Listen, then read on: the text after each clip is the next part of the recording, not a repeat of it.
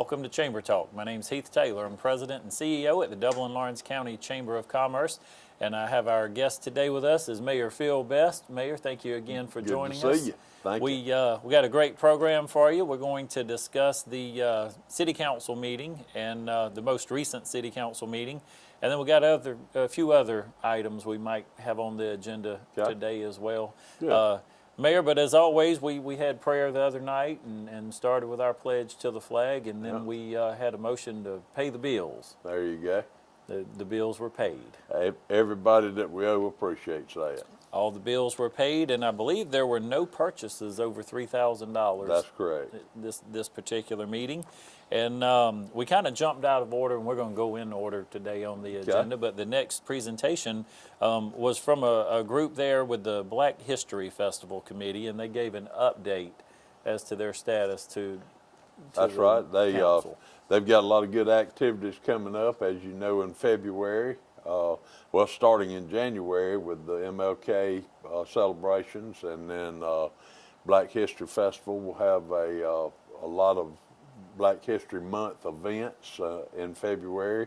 Great group of folks, great individuals that are working hard in the community. And I think something was very important they mentioned the other night is they were inviting all of Dublin Absolutely. to come out and celebrate the different events and things that they had going on for the month. So, that's right.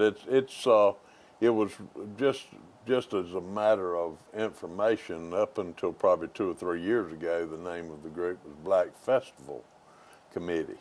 And they changed that, the committee did, to Black History Festival to be more inclusive of the whole community. They didn't want, it was I wasn't the word I'm trying to say. It was inclusive before, but they felt like that people would think it was just for Black participation, but that's not the case. It's for the entire community. And they're doing a great job with so many different things in the community, not just the events that they That's plan, right. but special scholarships projects and scholarships, all kind of ways. All kind of ways they work in the community. Great group, and we appreciate their hard work and their efforts here. And then we had a little bit of a discussion about a great program that the city's doing with the, is it the reserves with the Army? It's actually the reserve and the active listing folks. What we agreed, we did an agreement with the local Army recruiting agency, or actually it's with the U.S. Army, that we will, as people come out of the service and get their hitch up, we won't guarantee them a job by any stretch of imagination, but we will guarantee them a interview. Thank you. I'm mumbling today. That's okay. An interview, and what that does is if you've got some specialties that you need, and they've done it in the service, and Lord have mercy, why not hire somebody that served our country? That's true. Amen. Amen. Those are, and what they're doing there, I've met with these same gentlemen. We're trying to partner them with some of our local industry folks here to do the same thing, just to say, hey, we'll at least give you an opportunity. I think folks don't understand sometimes that's a huge transition period for our military folks and the way of life that they live to transition into the civilian workforce. That's right. And I'll tell you some of those differences I've learned, and I've sat in a lot of the meetings up at Fort Gordon and Augusta, even the interview process. Being so rigid and detailed and coming in with that military mindset, and they want them to relax a little bit, but not to the point of some of the folks we interview today in our civilian workforce.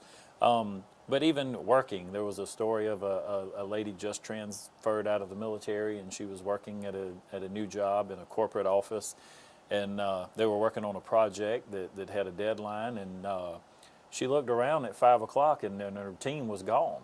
Yeah. And she thought, well, you know, where did everybody go? Because they were used to working until you finished the project, but not in corporate America today. At 5 o'clock, it was time to go, and the team left. So a lot of transition for these folks in the military, and like you mentioned, great work ethic, and what a way even to say thank you for your service in protecting and serving our country, to at least give them an opportunity enter into the workforce.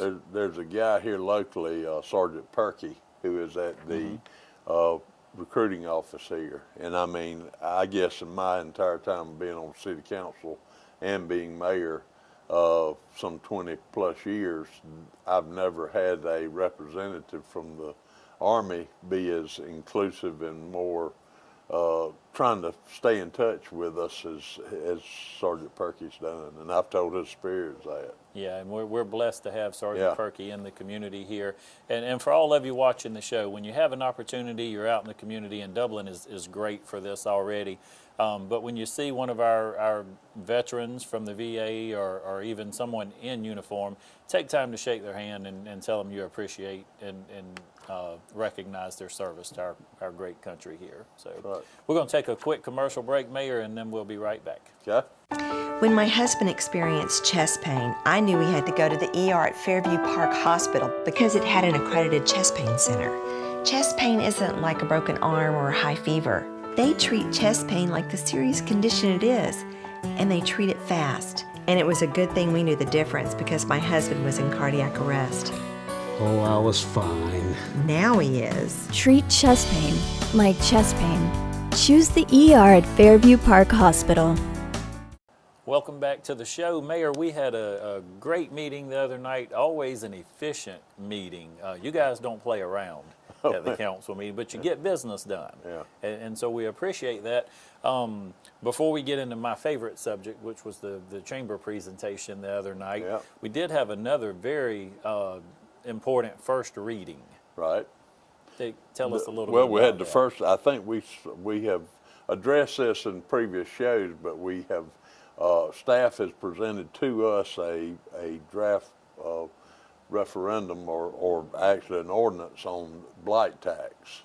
And for those that watched the show, just to kind of recap, and the ones that didn't, what the blight tax does is takes the dilapidated properties that people own and have just ignored, and it is running down neighborhoods all over the community.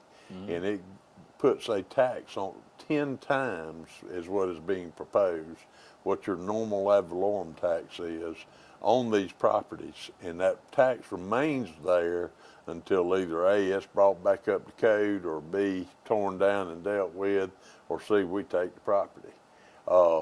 It's just, again, I think it's another way that council is trying to tell folks we're serious. We want Certainly. to clean up our community. Certainly. Okay, Mayor, let's talk about that for just a minute now. Okay. With this blight tax, when might a property owner see a penalty, or when? I know you have to have a few more readings. Right. Would this be January of 17, or how Probably soon so. could it take place? Just guessing, and it's not like we can drop the hammer that day.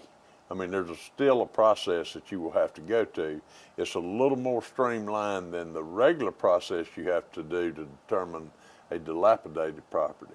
The other side of it is if a property is determined to be blighted and we do impose the tax, the way, if the person takes care of that property and gets it back up to standard, then we will reduce that tax, obviously, and give them a year of free tax. Okay, and let's be clear on the definition on blighted property. What would help us to determine this is blighted property? Well, I think the main thing is the safety issues Okay. that are involved with it.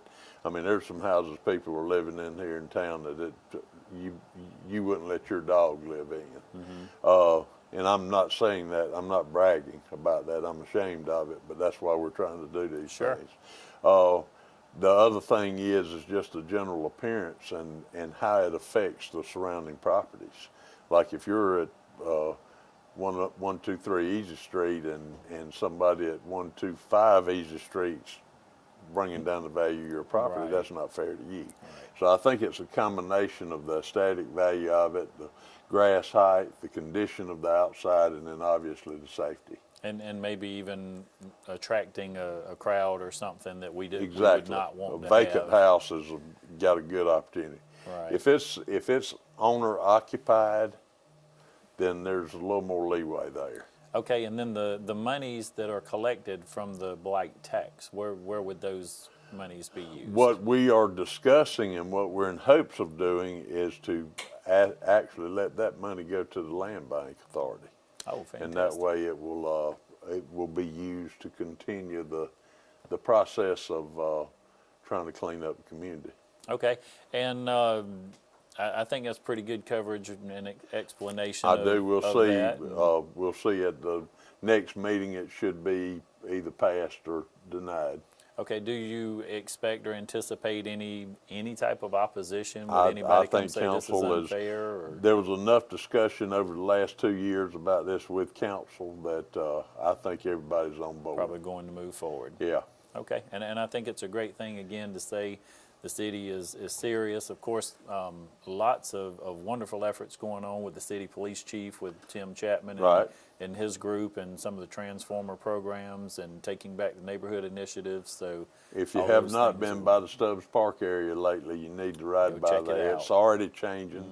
You can see people on South Drive, and I'd like to applaud, well, actually North Drive. South Drive's looking pretty good. Got a couple of houses need some work. South Drive is tremendous improvement.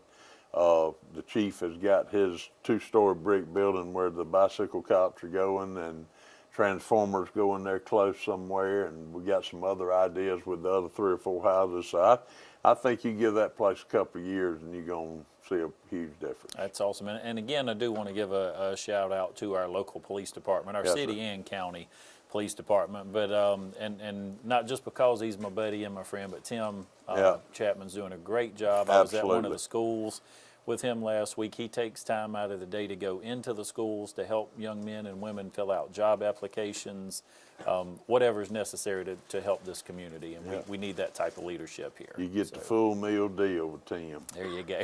I like that. Okay, my favorite part of the meeting the other night, we had a special proclamation presented for proclaiming Saturday, November 26th, the Small Business Saturday in Dublin, Lawrence County. That's right. That was a good proclamation. That's one of those that you really get excited about, and obviously we're wanting folks to come and support our small businesses. You really ought to take the stage on this one and talk a little bit more about that. Thank you, and I will on that. I'm just happy, but appreciate you guys' support on that, and the energy and excitement that I've seen around Dublin. We've got folks that have agreed to put out the blue and white balloons saying that they're supporting Shop Small Saturday. We got TV shows coming up and programming right here on TV 35 to say, hey, you know, these are small businesses in Dublin. We want to encourage you to support them and shop with them. Also want to take a minute while we're talking about that and to tell you to advertise locally, not just shopping locally, but support our local TV, our local newspaper, our radio folks, all of those folks, and let's just make Dublin the you hear so many times people say, well, we've got potential, and we're doing a great job today, and of course we're always going to have potential, but we don't want to be talking about the same potential 5 or 10 years down the road. No. We want to be talking about some successes and patting some folks on the back and saying, hey, good job, way to go in moving our community forward. That's right. And in doing that, I was just at a conference I mentioned to you before we came on air today over in Macon. One of the big concerns that we're hearing in all of the chambers across Middle Georgia is workforce. Workforce, and how do we provide an adequate workforce for people that are looking at our community and wanting to come here? And you deal with property and construction and some things like that. Tell me a little bit about what you guys are dealing with and how you're trying to address that. Well, it's not as much from the real estate side. I think we're, adequately supplied there, but the construction side, I know here recently, even at Oconee Fall Line Technical College, Garbett Construction is actually sponsoring a supervisory course that is a 3 or 4 quarter course trying to feed that supervisory level employee in the construction industry.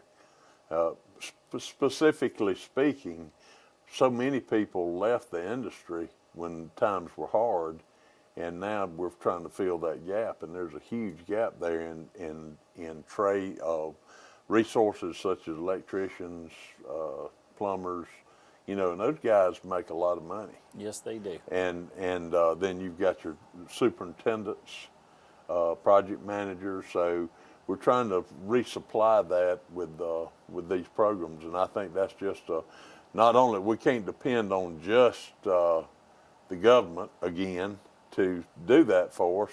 I think you have to get, each industry has to be sensitive to that and help, and they do. I think in Dublin you've seen it over and over with Fairview Park Hospital and with YKK and with Valmera. They're contributing to workforce development, Right. and trying to recruit that. So I think everybody realizes this is an issue. It is, and it is rampant, not just in Dublin or Middle Georgia, it's across the United States. But we do have a lot of great things going on here, and I think we'll let that take us into our next break, and when we come back, we'll continue our conversation talking about workforce. So we'll be right back after this short commercial break. Travis's professional carpet cleaning services has been providing constant and quality carpet care for more than a decade. Call Travis's for expert cleaning and restoration of your carpet, tile, grout, upholstery, and more. Travis offers residential and commercial services in order to make your home or office a cleaner and healthier environment. Travis's professional carpet cleaning services, a leader in Lawrence and surrounding counties for more than a decade. Call now at 278-4373. Welcome back to the show, Mayor. We are having a great conversation again. Always appreciate you and enjoy having you on the show. We were talking about our workforce and workforce and education initiatives, and lots of great things going on here. We are partnering with the city and the county, and I see a lot more partnerships and working between Fred and Julie and both of those organizations. So I think we got some positive things in our future here. Right.